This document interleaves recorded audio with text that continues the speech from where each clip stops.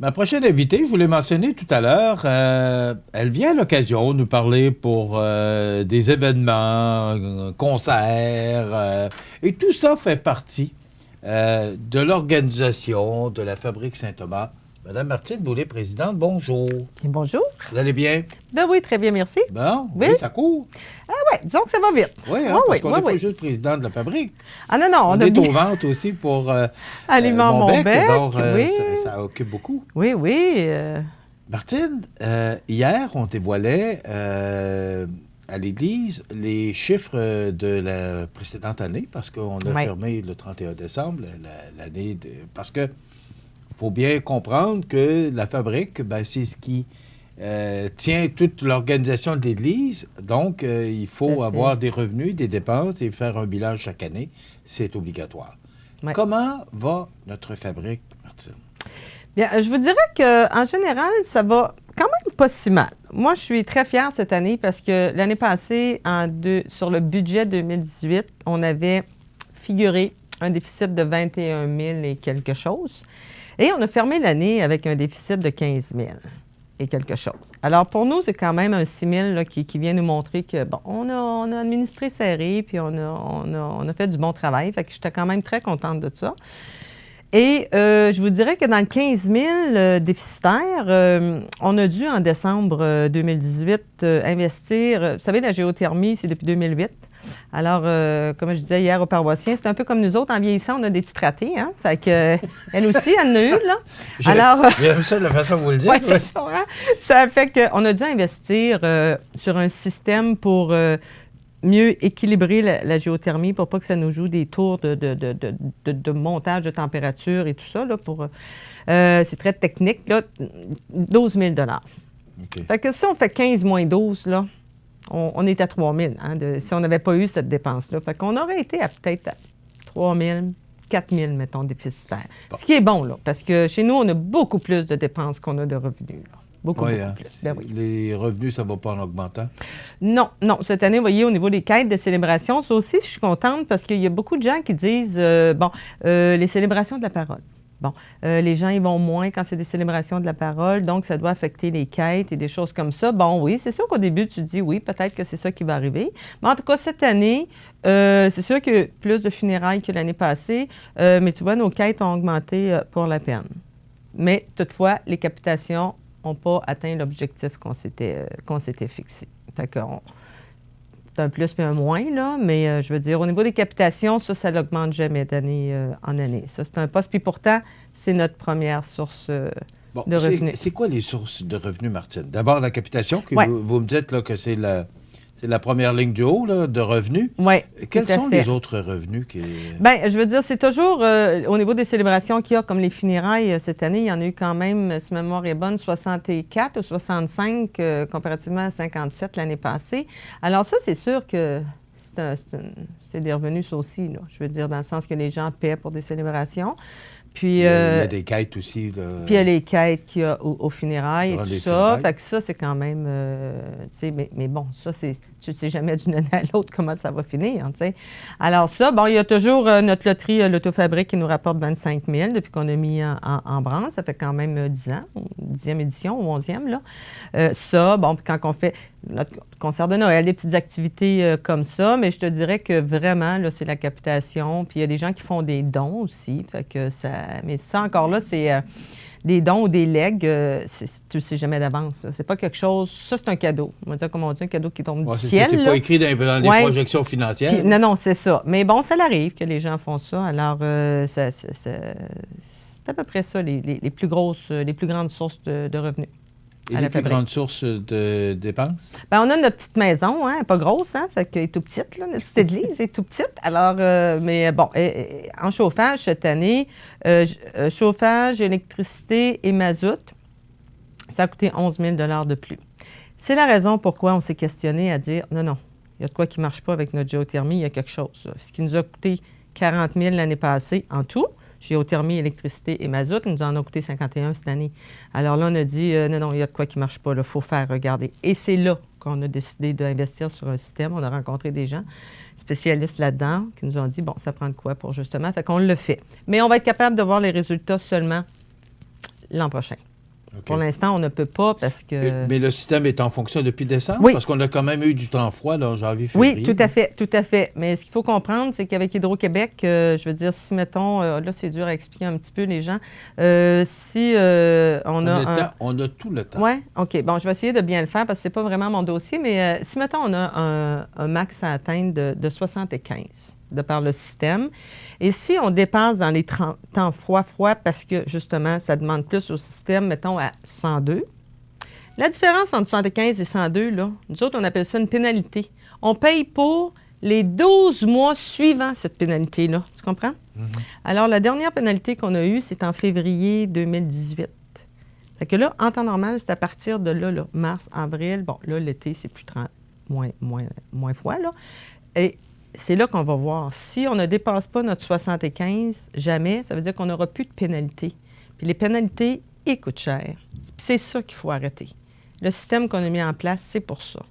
Mais c'est les mois à venir qui vont nous le dire. Fait que c'est comme on dit aux paroissiens hier, on vous dit qu'on a fait cette dépense-là, on a choisi de toute la payer en 2018 et non parce qu'on aurait pu la payer en 2019 puis sortir des beaux chiffres en 2018. Mais on a décidé de le faire là. Puis on s'est dit, bien, 2019, on va partir avec un système. Puis probablement, en tout cas, on espère, on se croise les doigts, qui va faire en sorte qu'on n'aura plus de pénalité et que là, on va probablement pouvoir ramener nos dépenses d'énergie plus autour du 40 000, là, ce qu'il faudrait qu'il soit, là, honnêtement. Là. 21 000 de pertes l'année passée, 15 cette année. Vous compensez comment ces pertes-là? Vous allez chercher l'argent où? Bien, on gratte. On gratte les fonds de tiroir. On gratte les fonds de tiroir. Le concert a quand même rapporté cette année 6 000 par paroisse, parce qu'on l'a fait conjointement. Très beau concert. Et l'idée des 3 prêtres, c'était extraordinaire. Un peu pour faire un parallèle avec Mario Pelchat, mais c'était... et ça a été un succès. Oui. Claire et la chorale ont travaillé... Vous montez la... Oui, bien, tu sais, il faut avoir un peu... La cote. Oui, c'est ça. Bien, tu sais, il faut avoir un petit peu d'originalité, essayer de ne pas toujours offrir aux paroissiens la même chose, mais l'idée était très bonne, puis mon Dieu, merci à Claire et Marie-Hélène ont travaillé très fort parce qu'ils ont travaillé avec des prêtres qui n'ont jamais vraiment fait ça. Ils ont mis du temps, là, puis de l'énergie, là, puis les choristes aussi. Alors, ça a été vraiment un beau spectacle. Fait que là, cette année, on va trouver une nouvelle formule, mais on va faire encore quelque chose puis on va le faire encore conjointement avec la paroisse Saint-Mathieu. Mais je pense qu'il y a une habitude aussi des gens, là, qu'on sait toujours que le premier samedi de décembre, il va y avoir un concert. Oui, on est là-dessus. Là. On commence à voir là, qui est-ce que... Parce que cette année, ce ne sera pas la chorale de Montmagny parce qu'ils le font 2 ans. Puis je comprends très bien qu'ils disent qu'on ne peut pas toujours refaire le même concert. Fait que cette année, ils ne le feront pas. Alors là, c'est à nous de trouver quelque chose d'autre. Puis l'année prochaine, ils reviendront, puis des choses comme ça. C'est une entente qu'on avait au départ. Puis c'est correct aussi, là, de ça. Fait qu'on gratte les fonds de tiroir. On coupe partout où est-ce qu'on peut couper, que ce soit des 100, que ce soit des 500 $. On se dit, bon, si on a-tu vraiment besoin de ça? Trouve une nouvelle façon. OK, non, on n'a plus besoin. On coupe ça comme on a coupé aussi simple que la timbreuse. Regarde, on ne peut plus s'offrir ce luxe-là. Fait que maintenant, on va prendre le petit tampon humide comme il y a 25 30 ans, puis on va coller les titans. On en colle de moins en moins aujourd'hui.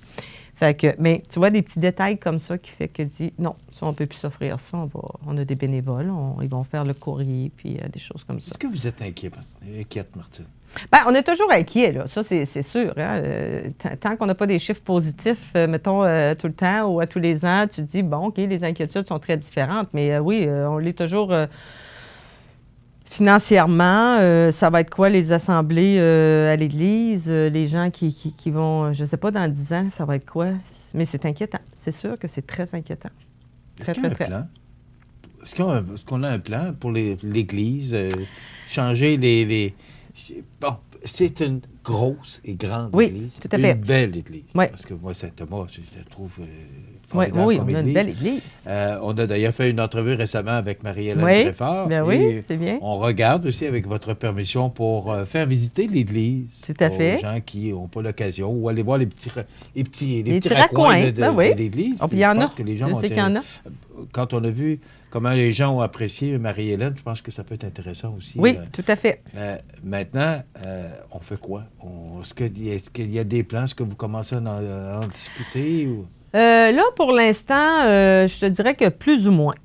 Sauf que moi, mon mandat termine en septembre 2020.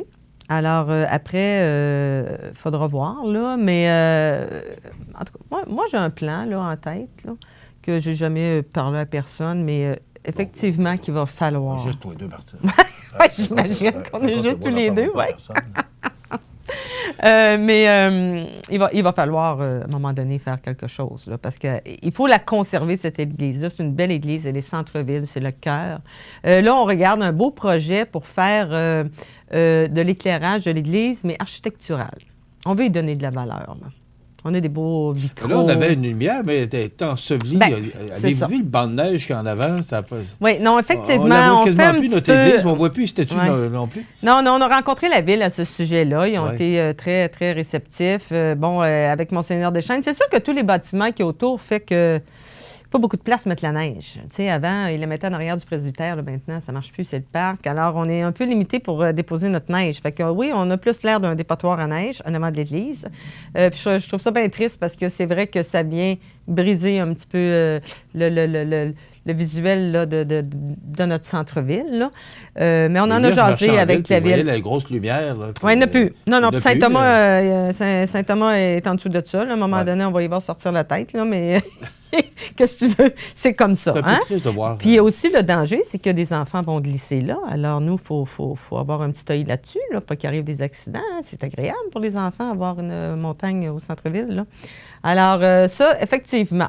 Puis, pour revenir à notre projet d'éclairer l'église, justement, tu sais, c'est au centre-ville, puis on a un beau centre-ville avec la bibliothèque et tout. Oui. Alors, quelque part, on veut y donner encore plus de punch, là. Mais à l'intérieur même, oui, il va falloir revoir à un moment donné. Parce qu'on a un bel environnement autour de l'église, avec la place Montel maintenant, puis elle est bien, bien entourée. Oui, et toutes ces places-là sont bien entourées par cette belle église-là aussi. Oui, tout à fait. Oui. On va parler justement de l'avenir et financier aussi. Il faut en parler.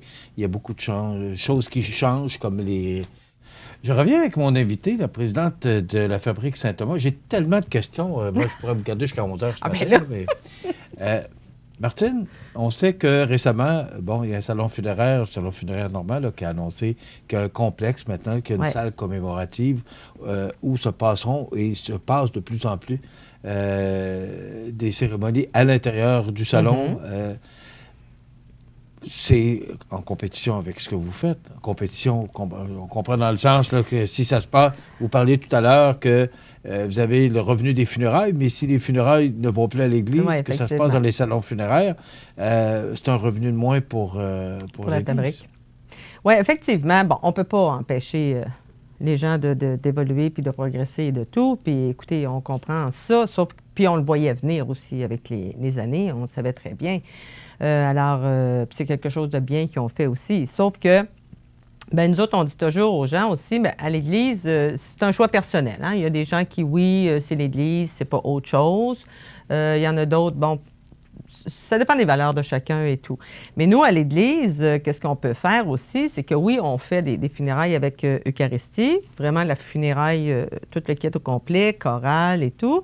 On peut aussi faire des funérailles sans Eucharistie. Alors, les gens, il n'y a pas de communion, mais ils peuvent aussi profiter de la chorale et de toute notre belle Église. Puis, on fait aussi des célébrations de la parole. Ils peuvent avoir une célébration de la parole avec chorale, sans chorale, plus adaptée à ce moment-là, on peut la personnaliser plus. On a une salle en bas aussi où est-ce qu'un traiteur peut venir pour faire Roger Marié me disait l'autre jour que c'est 350 personnes qui peuvent rentrer au sous-sol de l'église Saint-Thomas. Oui, on a une très, très grande salle. Et c'est vrai, quand Roger m'a dit ça, j'ai dit c'est vrai, on n'y pense pas. Non, non. Mais voyez, cette année, là, location de salle à l'église, ça a rapporté au-dessus de 30 000 $. Parce qu'il y a des salles, il y en a un petit peu moins en ville. Et nous, on l'a rafraîchi un petit peu. Là, c'est sûr que c'est pas une salle de bal, là, mais je veux dire, on l'a rafraîchi. Puis, on commence à avoir des gens là, qui disent « Ah, tiens, on voudrait là. » Fait que nous, les après-funérailles, ça peut se faire au sous-sol aussi, avec un traiteur. Fait que ça, les gens le savent des fois un petit peu moins. Mais c'est quelque chose qui se fait. Bon, l'année passée, on a eu plus de funérailles, on en a eu 64. Bon, cette année, on verra l'impact. Bon, ça va probablement avoir un impact, c'est sûr et certain, sur les revenus de la Fabrique. Ça, il faut être logique, là, puis sûrement. À quel grandeur, de quelle grandeur? Bon, on pourra s'en reparler l'an prochain. On va pouvoir plus voir, parce que là, au salon funéraire chez Normand, ils sont fonctionnels maintenant. Fait que là, on va pouvoir plus évaluer l'impact l'an prochain. Bon, puis c'est peut-être justement des choses comme ça qui vont nous faire voir, comme tu disais tantôt, peut-être repenser notre église et l'intérieur et voir qu'est-ce qu'on fait avec ça. À un moment donné, c'est des choses comme ça qui vont... Il faut penser qu'il y a des gens qui veulent que ça se passe juste dans les salons funéraires. Bien, tout à fait. Puis moi, je suis très à l'aise avec ça. Par contre, c'est ça. Il faut que les gens sachent qu'à l'Église, il y a aussi autre chose que juste la grosse funéraille avec tout le gros kit que des fois les gens veulent. Il y a des choix qui s'offrent à la population, que ce soit seulement dans les salons funéraires, seulement à l'Église. Oui. Au moins, les gens ont le choix. Oui, ils ont du choix amplement. Oui. Okay.